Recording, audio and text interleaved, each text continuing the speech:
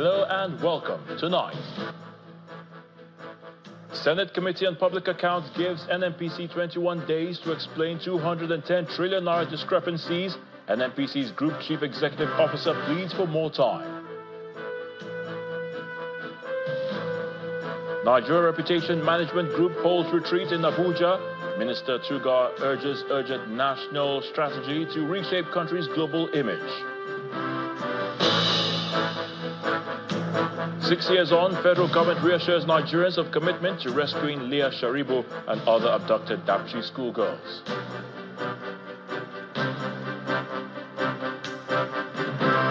And UK Prime Minister Keir Starmer says Palestinian state will be recognized at UN if Israel fails to meet conditions.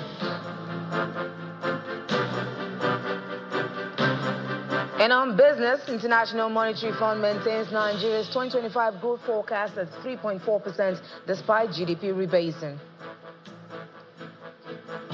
On sports news tonight, defending champions Remo Stars and former champions Rivers United will face off in the opening match of the Nigeria Premier Football League season following the draw for the 2025-26 season.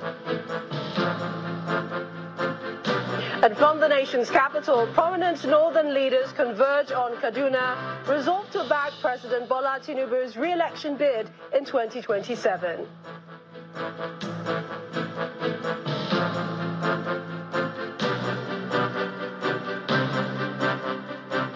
We begin from the National Assembly, where the Senate Committee on Public Accounts has given the Nigerian National Petroleum Company Limited, NNPCL, 21 days to provide detailed explanations on financial discrepancies totaling 210 trillion naira, even as the Group Chief Executive Officer pleads for more time to respond adequately. Appearing before the committee today in response to an earlier summons, Mr. Bayo Ojulari stated that he required more time to properly study and understand the issues flagged in the company's audited financial statements covering the period from 2017 to 2023. According to the chairman, the 210 trillion naira in question was extracted directly from NNPCL's audited financial statements, and the company is expected to provide concrete explanations for both its liabilities and assets. Our National Assembly correspondent, Gloria Omezoke, now reports. After 4 summons, the Group Chief Executive Officer of the NNPCL, Mr. Bayo Ojulari, finally appears before the Senate Committee on Public Accounts over a 210 trillion naira query. But what this committee said, unless proven otherwise, is that NNPC should and must account for 210 trillion. The liabilities, as shown in the literature of the financial statement, is 103 trillion. While the assets side, the receivables, is 107. We want the liabilities to be accounted for. Although his appearance, prompted by mounting pressure from lawmakers, offered some relief, the NNPCL boss failed to provide any answers, opting instead to request additional time to address the queries. I've just been over 100 days in this job, and I can still say to you that there is so much that I'm still on my own doing to check the baseline of where things are across the company, and it's a Herculean task. Your commentary today also brings a clearer perspective to what I actually thought was the issue.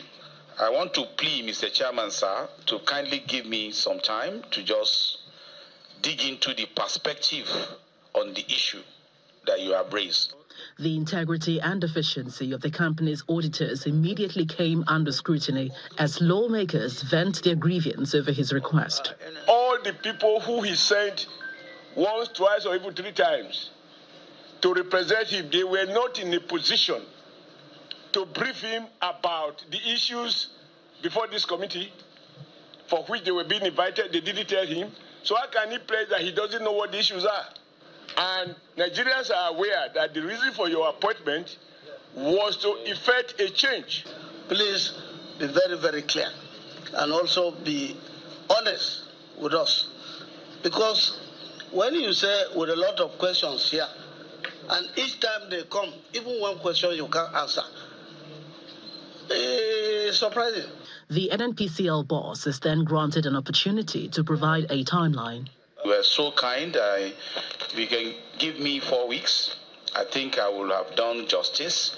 3 weeks will be the period within which he responds to us. Following the 21-day ultimatum, the NNPCL boss is expected to return with a comprehensive and reconciled response in less than a month. From the National Assembly, Gloria Umezuke, Channels Television News. Dangote Petroleum Refinery and Petrochemicals has officially withdrawn its lawsuit against the Nigerian Midstream and Downstream Petroleum Regulatory Authority, the Nigerian National Petroleum Company Limited, and 5 other petroleum companies. The case, which was filed at the Federal High Court in Abuja, was formally discontinued by the plaintiff's legal team. A notice of discontinuance filed before the court indicated that Dangote Refinery resolved to end proceedings against all 7 defendants, which include AYM Shafa Limited, AA Ranu Limited, T-Type Petroleum Limited, 2015 Petroleum Limited, and Matrix Petroleum Services Limited. And no official reason was provided in the notice for the decision to discontinue the case. The details regarding the specific relief sought by Dangote Refinery or whether an out-of-court settlement was reached remain undisclosed. In an age defined by disinformation and fragmented narratives, the role of public relations in shaping Nigeria's global image has been described as crucial and strategic. This was the message from the Minister of Foreign Affairs, Ambassador Yusuf Tugar, delivered through his Special Assistant on Media and Communication Strategy, Mr. Al-Qasim Abdul Qadir, at the opening of the Nigeria Reputation Management Group's retreat in Abuja. Ambassador Tugar hailed members of the group as custodians of Nigeria's image, emphasizing their responsibility in crafting a national narrative anchored on unity, resilience, and trust, qualities essential to Nigeria's diplomatic and environmental aspirations. Our correspondent Benue now reports. I think he has been arrested, Mr. President. The Nigerian Reputation Management Group, NRMG, is holding a strategic retreat in Abuja to develop a national communication strategy that rebrands Nigeria's image at home and abroad. The retreat draws together key figures from the media, public relations, government, diplomacy, and the creative industry, all working to reset the national narrative.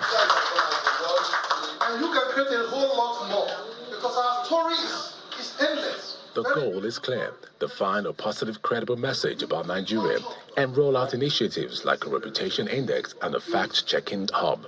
The reputation gate of Nigeria has been left unmanned for quite a long time, and it is time for somebody and an organization to take responsibility to man those gates, so that going forward we will not have the kind of challenges that we've been having that has impacted or dented the reputation of the country for a long time. People have programmed us to continue to look down on ourselves, and unwittingly we have accepted that scenario. The time has come for us to say no.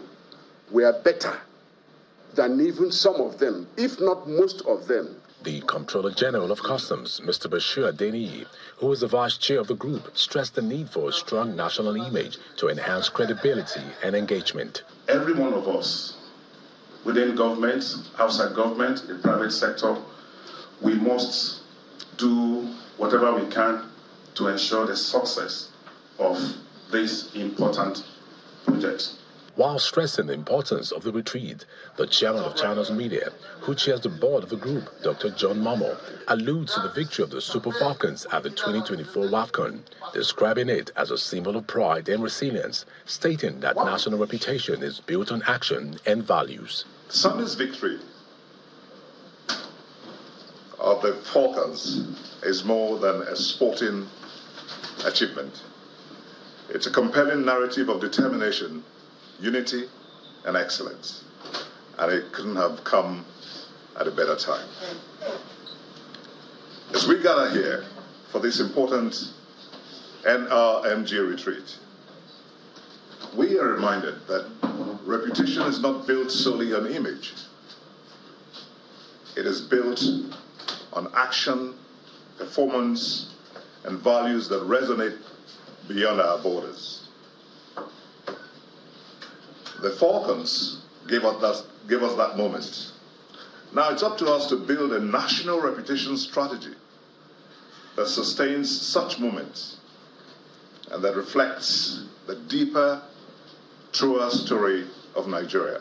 The Special Assistant on Media and Communication Strategy to the Minister of Foreign Affairs, Mr. Al-Qasim Abdulkadri, urged the group to lead the National Image Project with integrity and purpose. The Nigeria Reputation Management Group is uniquely positioned to lead in reclaiming the narrative about Nigeria, correcting misrepresentations, amplifying our achievements, and promoting our leaders not as individuals alone, but as custodians of democratic accountability and national progress. In your hands lies the power to inspire confidence, elevate national pride, and strengthen civic engagement. This retreat is expected to set a clear roadmap for media diplomacy, reputation building, and public trust, positioning Nigeria as a global voice in innovation, governance, and culture. Benny Ark, Channels Television News. The Nigerians in Diaspora Commission has responded to a viral video circulating online in which some Ghanaians are seen calling on their authorities to expel Nigerians, alleging that their conduct does not align with Ghanaian norms and values. In a statement, the chairman, CEO of NIDCOM, Abike Dabiri Erowa, strongly condemned this sweeping generalization of Nigerians in Ghana as criminals, describing such stereotype as unacceptable and unfair. She emphasized that the majority of Nigerians living abroad are law-abiding citizens and positive ambassadors of their country. While acknowledging that a few may engage in unlawful activities, she urged that only the culprits should be held accountable and brought to justice. Mrs. Dabiri Erowa called for calm among Nigerians in Ghana, advising them not to react with violence or provocation, as the issue is currently being addressed through diplomatic channels. She noted that the Minister of State for Foreign Affairs, Ambassador Bianca Ojukwu, is engaging with Ghanaian authorities to help resolve the matter. She also commended the Nigerian and Ghanaian High Commissions for their proactive efforts in de-escalating tensions and supporting peaceful coexistence between the two nations. Let's now talk about the clamor for women involvement in politics and governance, which has gained momentum over time and is showing no signs of stopping. Now, the Reserved Seats for Women bill is not just a legislative proposal, it's a commitment to building a future where every woman has the opportunity to contribute their voice to the nation's governance. That's according to the chairpersons of both the Senate and House Committees on Women Affairs.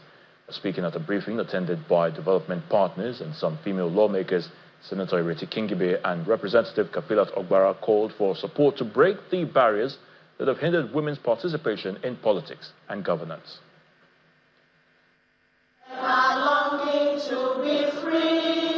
The push for gender inclusion continues as women in Parliament take the advocacy for the Reserved Seats bill beyond the chambers. The Reserved Seats for Women bill aims to address gender imbalance in the country by ensuring that a certain percentage of seats in the legislature are reserved specifically for women. The Reserved Seats bill for women is not just about numbers. It is about giving women a voice in decision-making processes that affect their lives and communities. By increasing women's representation, we can ensure that their perspectives, their views, needs, rights are adequately addressed in policy formulation and implementation. You know, this isn't just about women. It's about the whole country. It's about the development of the country. It is shown everywhere that where there are more female representation, the countries are better developed economically. And we know that as the giant of Africa, we need to get ahead of everybody. I would also like to call, as my sister said, on all the governors, because we need their support in the state houses of assembly. I pray that the women that come to represent these 6 seats by God's grace, the special seats for women by God's grace will come and it will be a reality. But the women we choose must be a voice.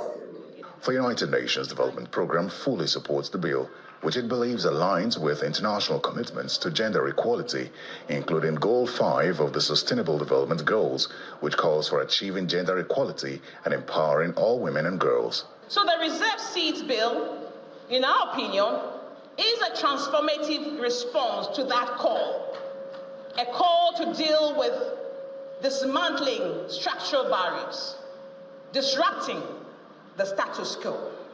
It affirms the principle that women belong at the table, not as guests, but as decision makers, not as exceptions, but as equals.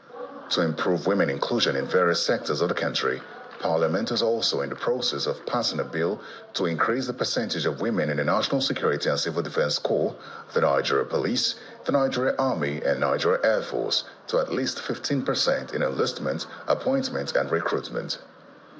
Terry Ikumi, Channels Television News. In part two after the break, federal government and UNICEF unveil new prosecution guidelines for cases involving children who come into contact with the law. Please stay with us.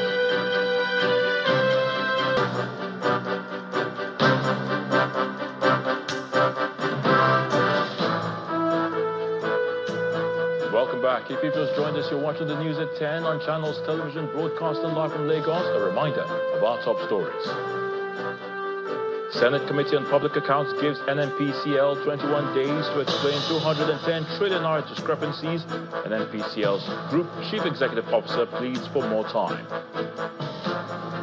Nigeria Reputation Management Group holds retreat in Abuja. Minister Tuga urges urgent national strategy to reshape country's global image. 6 years on, the federal government reassures Nigerians of commitment to rescuing Leah Sharibu and other abducted Dapchi schoolgirls. And UK Prime Minister Keir Starmer says Palestinian state will be recognized at UN if Israel fails to meet conditions.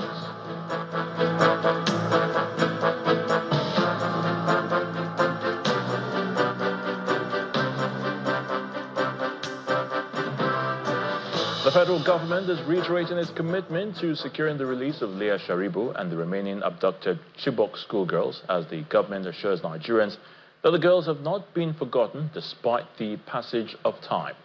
Speaking in Abuja on the sidelines of a multi-agency meeting on anti-kidnapping organized in collaboration with the United Kingdom's National Crime Agency, the national coordinator of the National Counter-Terrorism Center, Major General Adamu Laka, says while some of the kidnapped girls have been rescued over the years, efforts to free the remaining ones are still ongoing.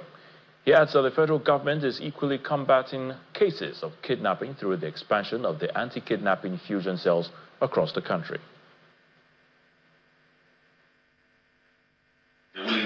The state expansion program of the multi-agency anti-kidnap fusion cell is the reason for this news conference convened by the National Counter-Terrorism Center, with terrorists using kidnapping as a primary source of revenue to fund their logistics and weapons procurement. The National Counter-Terrorism Center believes the collaboration of state governments is critical.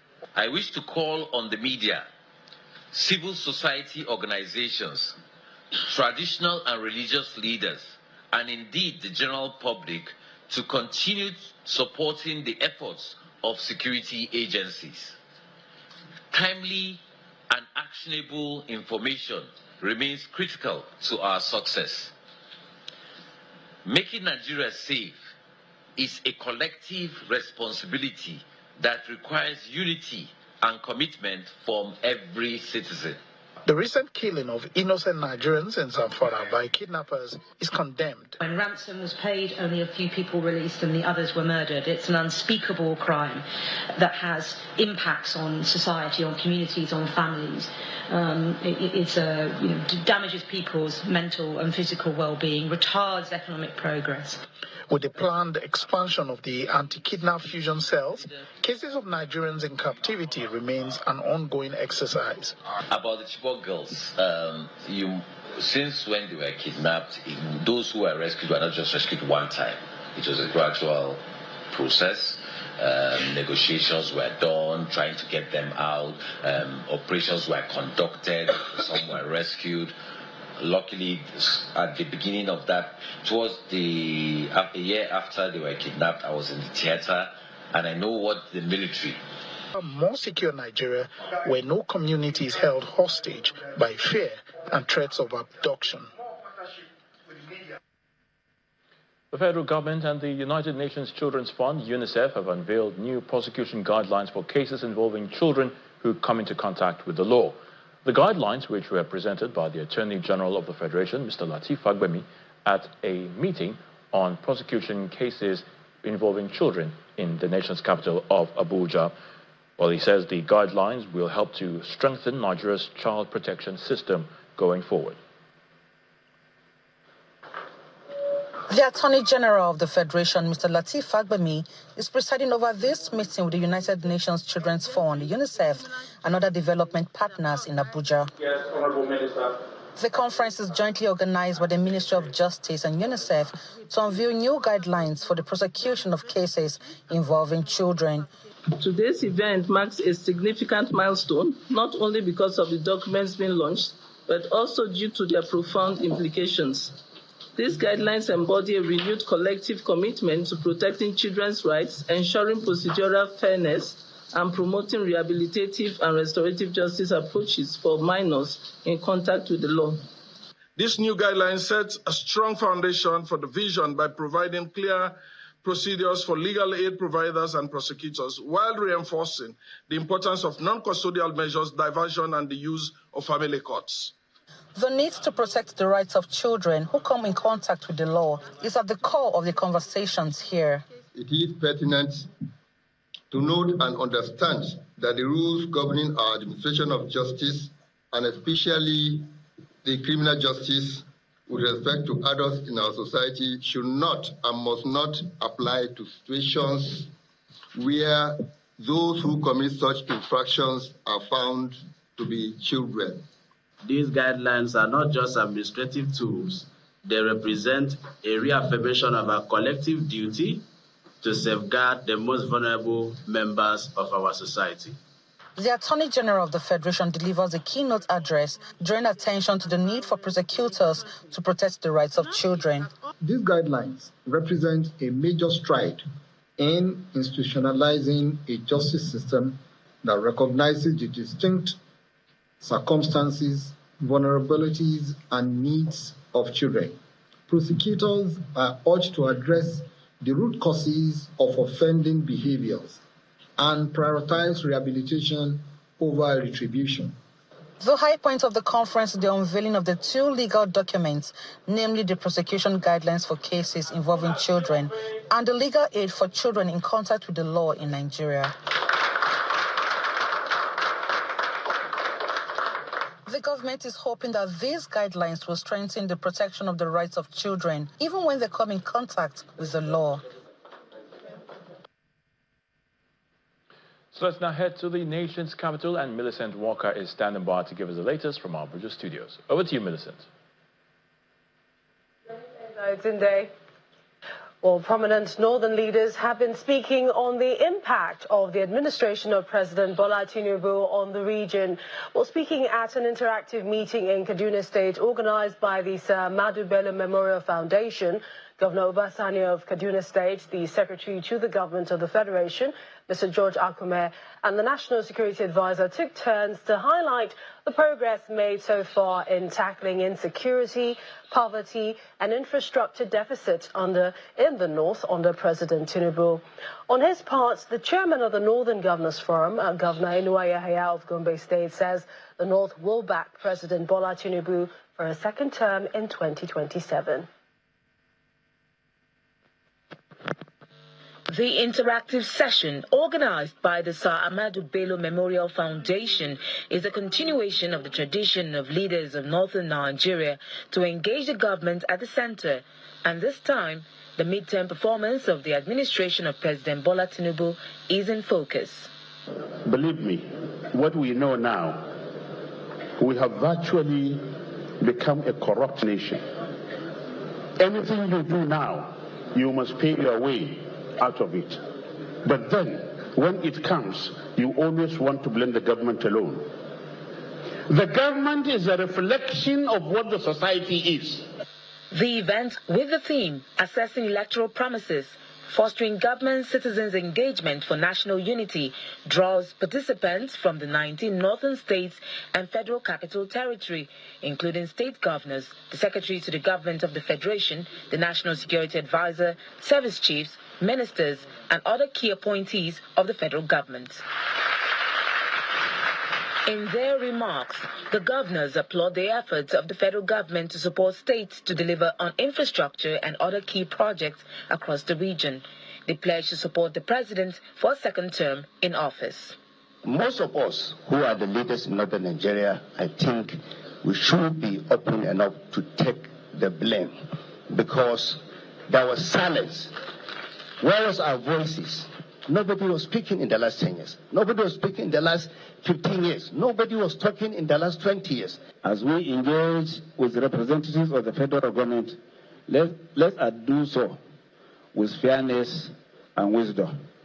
The North's partnership with President Bola Ahmed Tinubu administration has yielded these results that I mentioned, from infrastructure to security to governance and so on. Key appointees of the government also take time to highlight some of the successes recorded in tackling insecurity in the north, as well as the improvement of infrastructure and agriculture.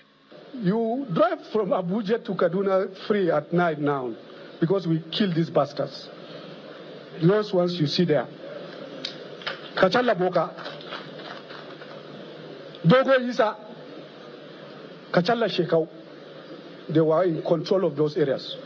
We killed them, we cleared them. Under our watch, the destruction of Operation Hadani Dachi and one country to join that force Northwest Operation Fasanyama in the Northwest.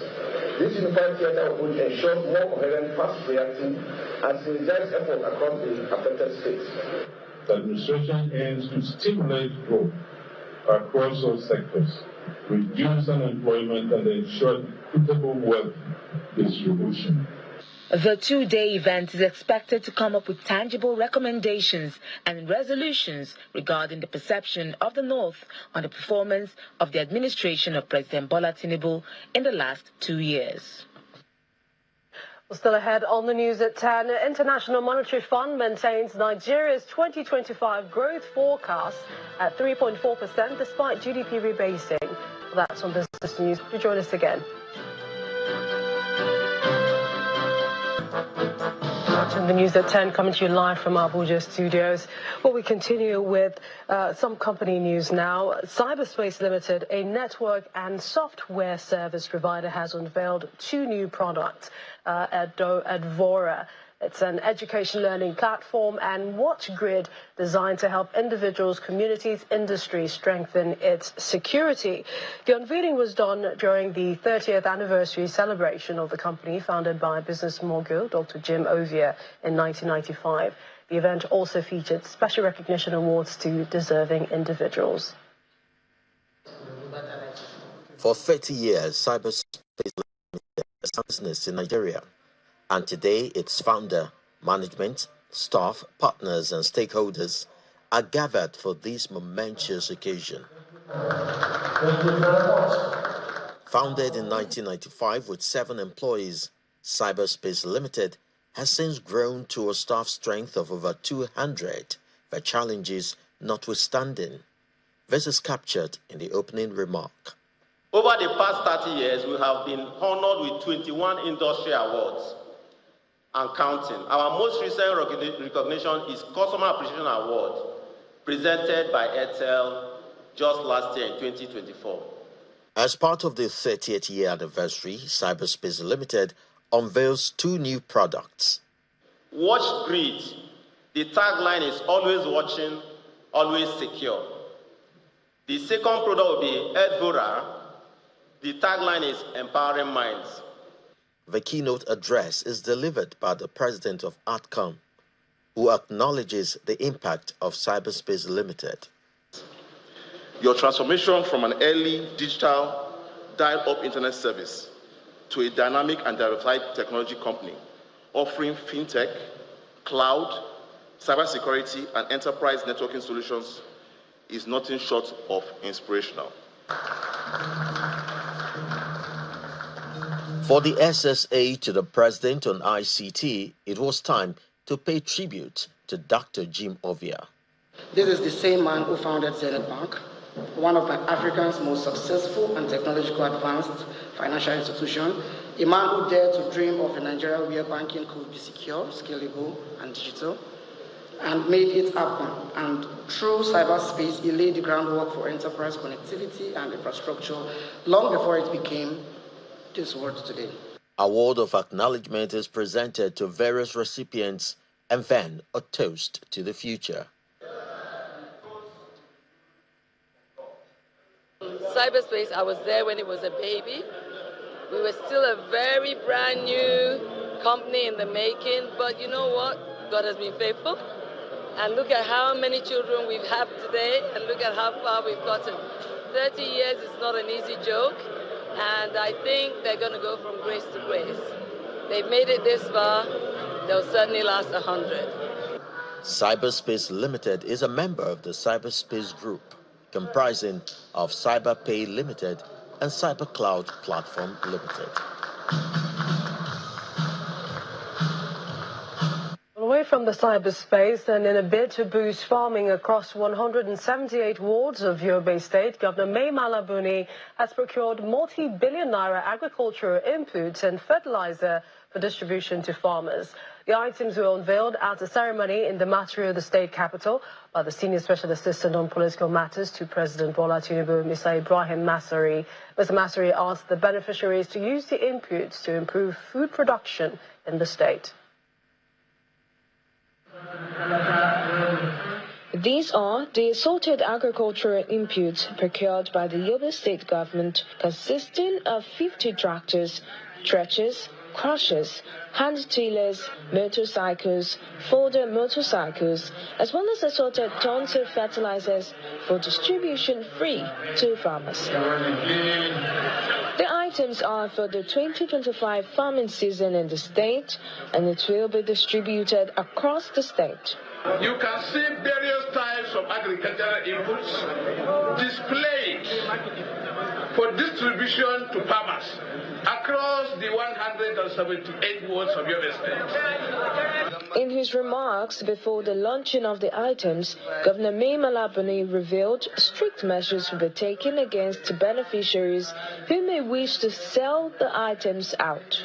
He also announced the reduction of 50% on the prices of fertilizers procured across the state. The government found it expedient to intensify this intervention to provide more support for more people to benefit and expand production. In line with our policy to promote agricultural development in the state, I hereby direct that the machines, equipment, and other farm implements should be distributed free. Launching the inputs on behalf of President Bola Tinubu, his Senior Special Assistant on Political Matters, Mr. Ibrahim Masari, urged the beneficiaries to use the inputs to improve food production in the state. This giant stride is no doubt an exemplary model of democratic humanism, as is a strategic scale employment for our timing youth to fight hunger, to alleviate poverty, and to enrich our citizenry. On this, Your Excellency Governor, we remain very grateful. The government is hopeful that the multi-billion-naira agricultural inputs would support farmers, especially the returnees of Boko Haram conflicts. From Benue from Yobe to Benue, the food basket of the nation, where the wife of the president, Mrs. Oluremi Tinubu, has donated 1 billion naira to victims of attacks on Yawata community to help rebuild their lives, as Governor Hyacinth Alia is calling for state police to enable quick-time response to security breaches. Mrs. Tinubu made the presentation at the new banquet hall of the Benue State Government House, Makurdi, during her state visit to commiserate with the government and the people of Benue following the killing of 200 persons in Yawata on June the 13th this year. The presidential jet conveying the First Lady of Nigeria, Mrs. Oluremi Tinubu, touched down at the Tactical Air Command Airport at the Makurdi Air Force Base at about 10:45 in the morning, signaling her arrival in Benue State for a state visit. She is received by Governor Hyacinth Alia along with top government officials before driving off to the new banquet hall of the Government House Makurdi, accompanied by the governor and his deputy, Mrs. Sam Ode. Speaking on behalf of the people, the Torete, Professor James Ayase, laments the decades-long unprovoked attacks by those he calls herder terrorists. We find it difficult to understand why, in spite of the alarm raised by a sitting governor over influx of terrorists in his state, a clear demonstration over years that Benue State is the target of the terrorists, the federal security agencies have not done the needful in assisting the governor to flush out the terrorists from Nasarawa State. Round of applause, ladies. Governor Hyacinth Alia, who is worried about the humanitarian crisis as a result of these attacks, calls for state police to decentralize the security operations and for the adoption of ranching as a national policy. And it is time for us as a nation to embrace state police as a practical and necessary step towards securing lives, property, and peace across the nation. May you also add your voice in speaking to all of us as you walk across the nation on the need for this ranching. C-O-N. After listening to them, the First Lady promises to work with the wife of the Nasarawa State Governor to address cross-border attacks and secure the education of children affected by the Yelwater attacks. She followed the promises with the donation of 1 billion naira to the victims of the Yelwater attacks in Benue. When we have conflict like this, the lives of children are disrupted. They can't go to school. We have enough of children that are out of school that we are even trying to see what to do as a nation. We have enough of that already. We shouldn't add to that and begin to breed children who are half educated. So on behalf of the Governing Council of the Renewed Hope Initiative, RHI will be making the donation of 1 billion naira to help displaced families get back on their feet, go back to earning a living and having a better life. Then comes the official presentation of the check to the governor, followed by a meeting with stakeholders to commiserate with them.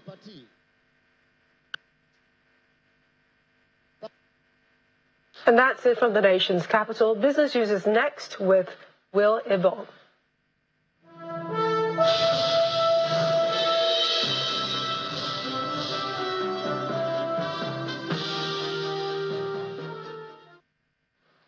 Thank you, Millicent.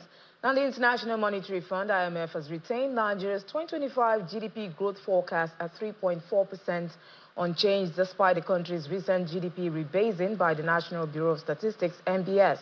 The NBS says Nigeria's GDP expanded to 372.8 trillion naira, that's about $243 billion in 2024, as more informal sectors were captured. However, Nigeria remains Africa's fourth largest economy. Global growth is now projected at 3% for 2025, slightly higher than April's forecast, due to improved financial conditions and policy moves in major economies. Meanwhile, the Manufacturers Association of Nigeria, MAN, says Nigeria's rebased GDP shows the economy is bigger but not more productive. The MAN DG, Mr. Segun Ajayi Kadir, warns that the rise in GDP, now at $243 billion, mainly reflects growth in low productivity services and informal sectors, not real industrial progress. He notes industry share of GDP has dropped from 27.65%, that's the base year of 2010, to 21.08% from the base year of 2019, revealing a shift away from manufacturing. It calls for urgent structural reforms, long-term financing, improved infrastructure, and targeted support for sectors like textiles and auto assembly. Now, we report that Nigeria is now a net importer of crude from the United States.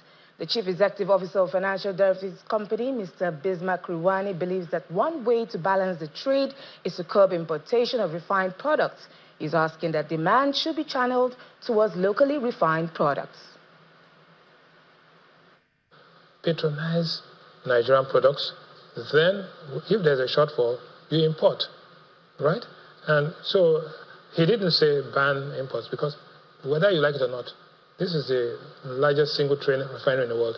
There's nobody in the world that can produce refined products cheaper than what the Dangote refinery is producing, because of cost, location, and everything. So all he's saying is that, look, extend this Nigeria First policy, just like in the United States and Make America, extend the Nigerian First policy to all segments. You can import if you want to import, but you will lose money, because the cost of production is one thing, the cost of transportation is the other, and then your margins and all those taxes. So I think like the media at times get ahead of themselves with what we call misguided enthusiasm and try to misrepresent the fact. The fact is that anybody who has invested $23 to $25 billion, remember that the Nigerian economy is $250 billion. And speaking of investment, let's head to the domestic equities market, which surged to a new record high in today's trading session. And this comes as Stanbic IBTC's stock price crossed the 100 Naira mark. And John McQuarrie tells us more.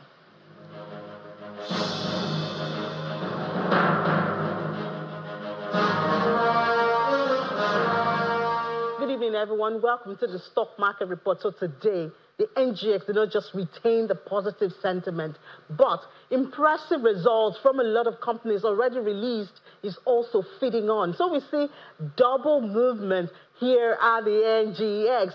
First, we see Dangote opening at 494 Naira 50 kobo, but closed at 509 Naira. And then MTN Nigeria. MTN Nigeria was a market mover yesterday.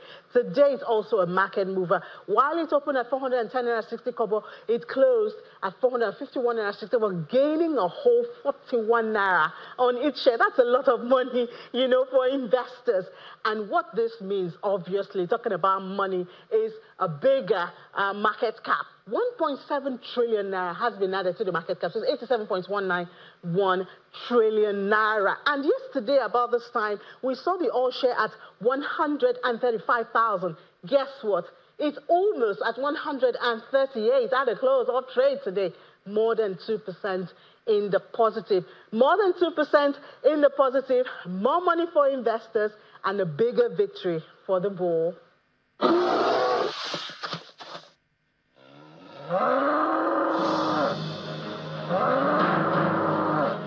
And that's business news. It's back to Ayotunde for the rest of the news at 10.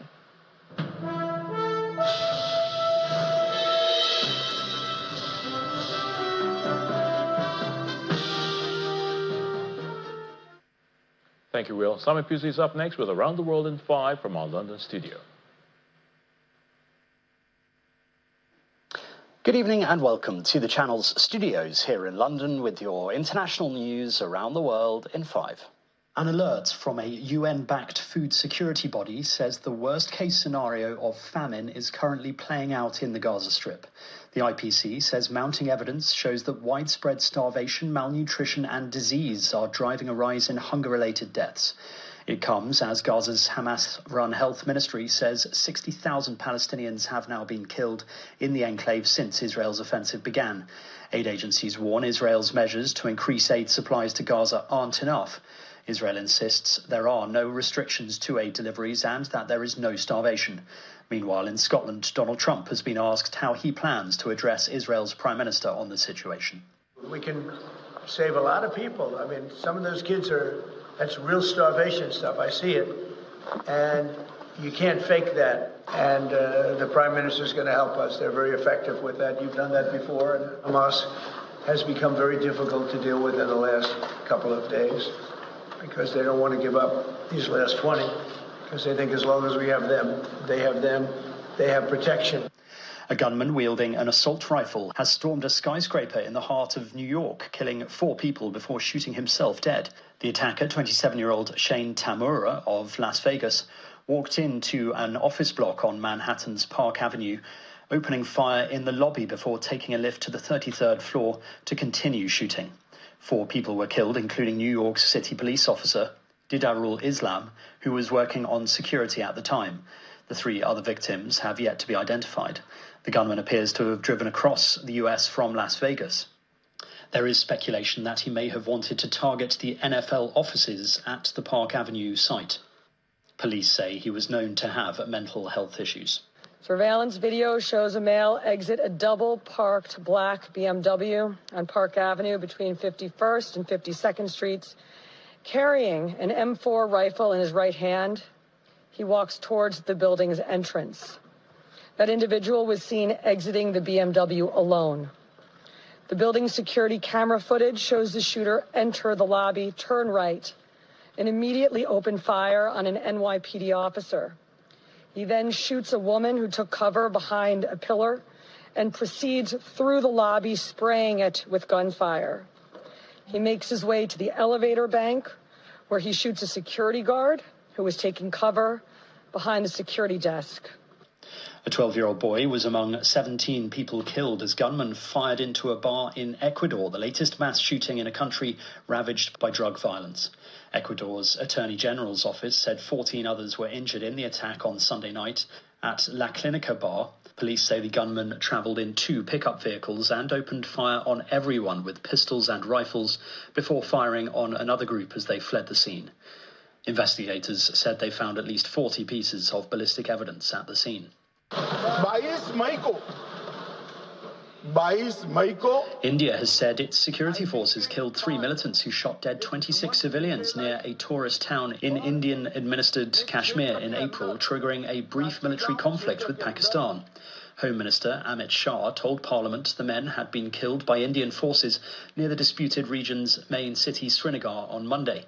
He claims the attackers were Pakistani nationals, a charge Islamabad denies. The men's identity was confirmed through forensic and ballistic tests, according to Mr. Shah.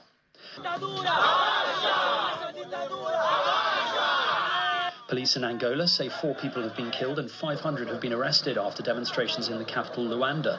What began as a 3-day strike by taxi drivers against rising petrol prices has escalated into one of the most widespread and disruptive waves of protest the country has seen in recent years.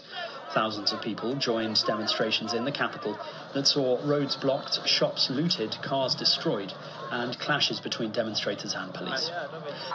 Today we'll be celebrating the Lionesses becoming the first English team to win a major tournament on foreign soil. And the Lionesses have celebrated their Euro 2025 win with fans in central London. Supporters watched on as an open-top bus procession took place along the Mall. A ceremony was then staged in front of the Queen Victoria Memorial at Buckingham Palace. England beat Spain in Sunday's final to defend their European crown. And that's your international news around the world in 5. Now back to the channel's studios in Lagos.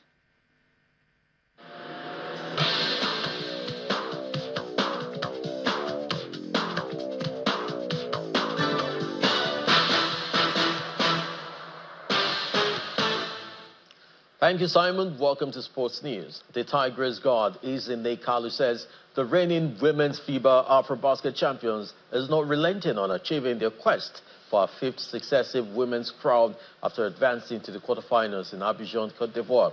Nigeria's D Tigers are unbeaten in 10 years and are enjoying a 26-game winning streak, the longest record by any female basketball team in Africa. She says they are, however, they remain focused on the task at hand. It's not easy. Afrobasket is not easy. There's so many talented individuals here, so many talented teams here. It's about just staying together, having a sisterhood, staying together inside the locker room, staying committed, staying as one, and then when we step out on the court, we just try to handle business. You should start seeing Nigeria wake up. I mean, we haven't been playing Nigeria basketball. We could definitely do a lot better. We've made mistakes first game and today's game, as you can see, but that's not going to deter us. We're going to go in and do what we do best. The coaches are going to get together. We're going to watch film. We're going to practice. We're going to make fix our mistakes, and whoever we have matched up for the quarterfinals is going to be one possession at a time.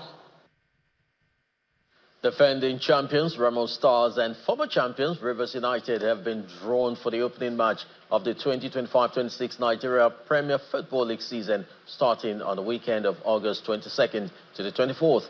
In other fixtures of the opening week, Abia Warriors will play host to Caterpillars, Wiki Tories host Plateau United, while Rangers will host newcomers Kun Califat FC. Other fixtures are Kwara United versus Ikorodu City. Shooting Stars are home to Bayelsa United, while another newly promoted side, Barao FC, will host former champions Enyimba International. New Tottenham manager Thomas Frank admits that a precedent clash against Arsenal in Hong Kong would be his first great challenge since taking charge, and warned it would be more than a friendly. The fierce rivals will lock arms on Thursday in the first North London derby outside British shores. Besides being our big rivals, and it's the first North London derby outside UK. It's also right now one of the best teams, I must say, unfortunately, in the world. We also need to be honest. So in that way, it's a big test, but it's more than a test. That you know, against Arsenal is not only a friendly. Of course, it's a game. We'll do everything we can to win. We out there in the market. We are where we maybe want to strengthen the squad. In general, I'm happy with the squad. I think we already done a top signing in Mohamed Kudus that is coming in and shown his quality already. And we got a squad where I think there's a lot of talent in and quality. So, but of course, we are looking. That sports is back to you, Ayo.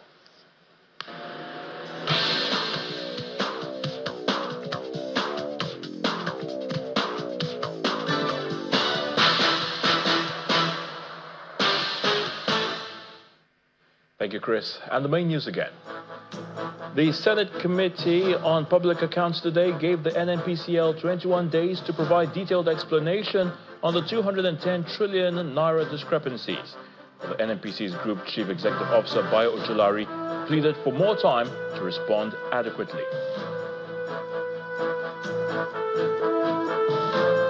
That's the news at 10 tonight. Thank you so much for watching. I'm Ayo Tsunde Balogun. Do have a good night.